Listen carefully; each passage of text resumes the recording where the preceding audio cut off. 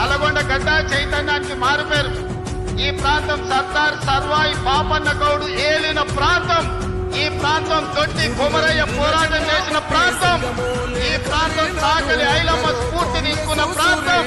ఈ ప్రాంతం రావి నారాయణ రెడ్డి, ఆరుట్ల కమలాదేవి, ఆరుట్ల రామచంద్రారెడ్డి, బిఎన్ రెడ్డిలు ధర్మ వృక్షంలో ఈ గడ్డ మీద కొట్లాడిన ప్రాంతం. ఈ ప్రాంతం కొండా లక్ష్మణ్ బాబూజీ ఆనాడు తొలి తెలంగాణ ఉద్యమంలో మంత్రి పదవిని కాగితం ఇసిరేసి తెలంగాణ రాష్ట్రం వచ్చే వరకు పదవి తీసుకోనని త్యాగాలకు మారుపేరైన కొండా లక్ష్మణ్ బాబూజీ ప్రాథమికమైన భువనగిరి ప్రాంతం, నల్గొండ ప్రాంతం.